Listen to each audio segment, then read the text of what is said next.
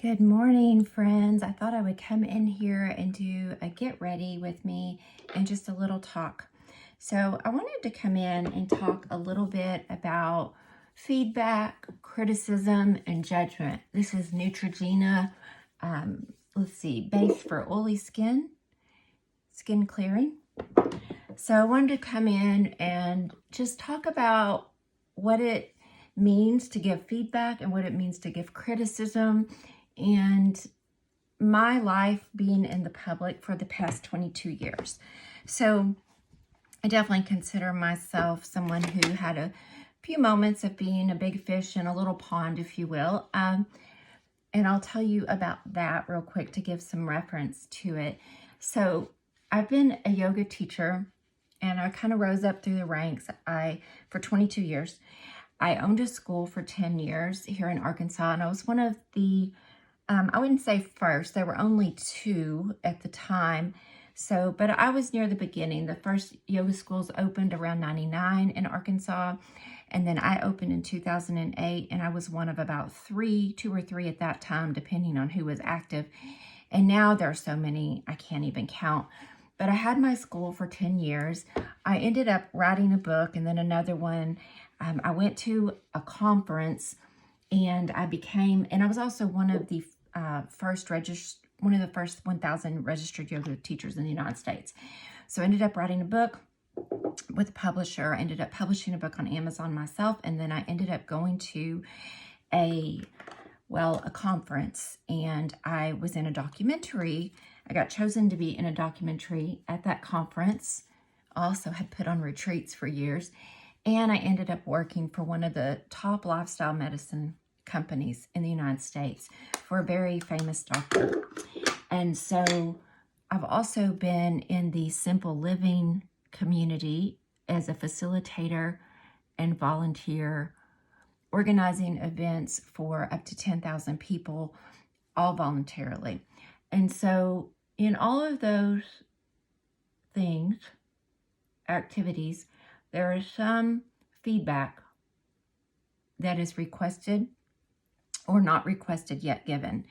And some of it is helpful. And you have to become very thick-skinned. And I'll be honest with you, I had a teacher, Larry, who is in his 80s now, and he said that at some of his events, he quit asking for feedback because so much of the time it was positive, but the one negative or hateful person who always felt like they needed to say something would say something, and he would have a hard time not holding on to it. And I, as well, am a sensitive person. I know that about myself, and I have to take that into consideration when I get negative feedback. Sometimes it can be hard because 95% of the feedback is always good and positive and very much appreciated. And as a people pleaser, obviously that's a challenge, right? When it's positive, great. When it's negative, not so great. So today I looked at my comments and I had a negative comment on one of my videos. And I thought, wow, how many times do we see something that someone does and we think, oh, well, it was easy for them. It's simple for them. This happens a lot. I recently, in the past 2.5 years, lost 30 pounds by becoming whole food plant-based. I had been vegetarian before. I had been, low carb. I had been healthy. And I've had a lot of people kind of give me the attitude like that I'm special or that it was easy for me. And that's not true. It hasn't been easy. It took me a long time, at least 6 months, to figure out what I was doing. And then, just consistency with my eating. I have always been a person who has exercised, be it walking, taking aerobics classes, teaching yoga. It's just something that I feel like I have to do to feel healthy and well. And, but, I've had people just basically say, oh, it's easy for you in so many words, well, I can't do that because, and it's not easy for me. It's just a priority. I just make it a priority. And I don't really understand the mentality of jealous people who are always looking for a way to cut someone down. People who can't see, like when I see someone doing something that I haven't done, I'm like, wow, I need to learn from them, because that is like whatever they did. Is there anything I can glean from it? Maybe all of it wouldn't be relative to my plight or situation, but there's usually something I could glean from it. So back in the early 90s, I came across some books on simple living, your money or your life, living frugally, learning to live in alignment with your values. And so I kind of set off on a path to that. And I had a little bit of money, not a lot, like $14,000 through an inheritance. And that $50,000 was the total, and it was paid out over 4 years. And it just so happened to come, and I was making $17,000 working in a school for children with disabilities. And so I was going to school, I had a brand new baby, and my grandfather and grandmother passed away, and they had some stock, and it was worth $50,000, but the company wanted to buy it back from me, and they told me they'd pay it to me over like 4 years. So what it was like between $12,000 and $14,000 a year. And so I said yes, and I quit my job and to stay home with my baby, and I lived on that. And my ex-husband did not have a good job. He was a construction worker. But we learned to live very frugally. We had just enough money that we still qualified to be on WIC, Women's Infants and Children, which is a program, a subsidy program.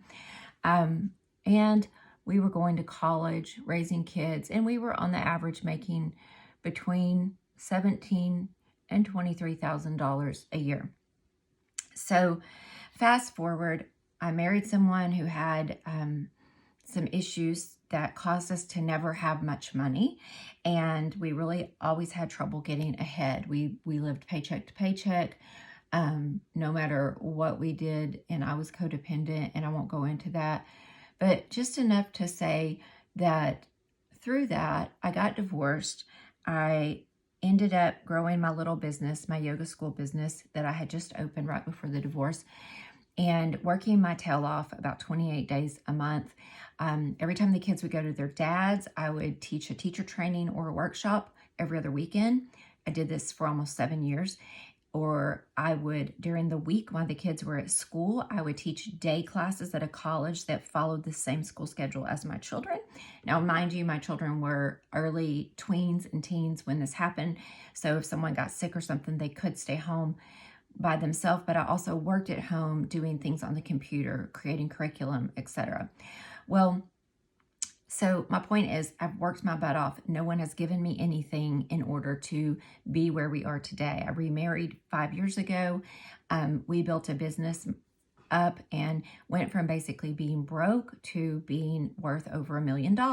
Some of that is in real estate. Some of that is in investments. We own an Airbnb. We have our house. But the reason we got to that point was because we have lived well below our means. And I was criticized for having someone help me clean my house, which the Airbnb pays for half of that. I was criticized for getting my hair cut once a month, and I can't even remember what. Oh, and having 3 vehicles. And I want to address those, not so much to give energy to the person who was critical, because I did hear something the other day in my support group that said, any advice given that's not asked for is criticism. And I had to ponder that. And I'm really working on that. The area where I personally struggle with that is with my children, because they're all in their 20s. And it's very hard from going to be the mama goose who takes care of everybody and guides to being the mother of adult children and learning to not give advice where it's not asked. So with the haircut, I have very wide, thick hair. And it's not curly, it's not straight, it's not wavy, it's all of those things. And if I don't get it cut every month, I look crazy. I turn into Bozo the Clown is what happens. It gets real frizzy on the sides and the top goes flat. And so I value that. It's $45 a month, and I value that haircut. I also live in a small town where haircuts aren't that expensive. I get my house cleaned twice a month. It's $110 each time she comes. And I can go to work and earn that by teaching 2 classes. So it's worth it to me to go teach a class that takes me 2 hours to have someone spend 5 hours cleaning my house. She also does our laundry if it's needed. I try not to have her do that, but she does. And I'm also providing a service to someone who needs the money. The other thing is we have a work truck. So we have 2 used cars that are 10 years old. And well, one's 14 years old and one's 10 years old. And then we have a used truck that we paid $20,000 for out of the business because it's a 6,000 pound truck, which I don't know if you all are aware, but if you own a business that requires heavy equipment, you can write that heavy equipment off. So that $20,000 we spent, we do not pay taxes on that $20,000. So that saved us $5,000 in taxes, and we get to write off all of the cost of that operating that. So we don't have a payment, but it is a necessity when you own a roofing business to have a large heavy-duty truck.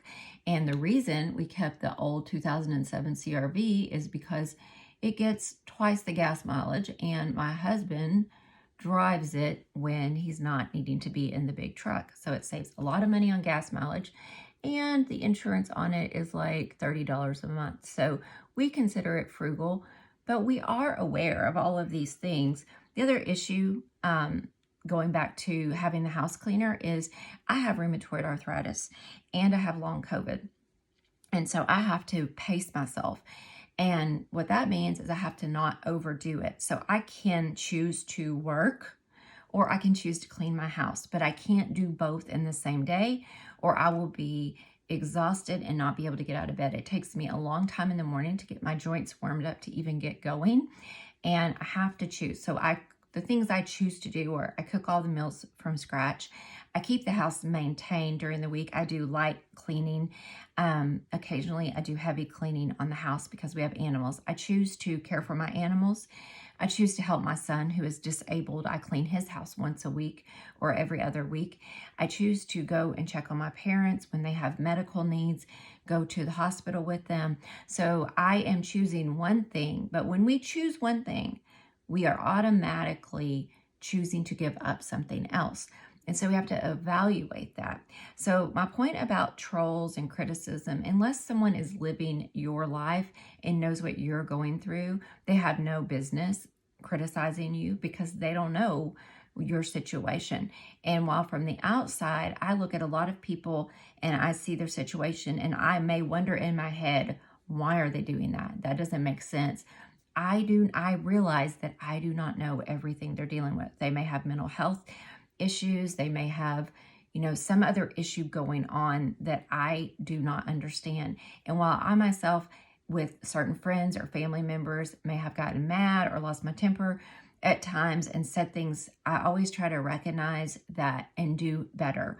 And I never would go on to, and I always try to be kind. I mean, no matter what I'm saying, I always try to be kind. And I would never go onto someone's YouTube or social media. So I used to have I have reviews on my book on Amazon, on books on Amazon.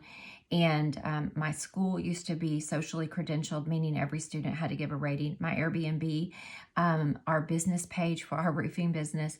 And so I see how that one negative comment can hurt someone's business. You might have 90 positive comments and 10% or even 1% negative, and that's what stands out.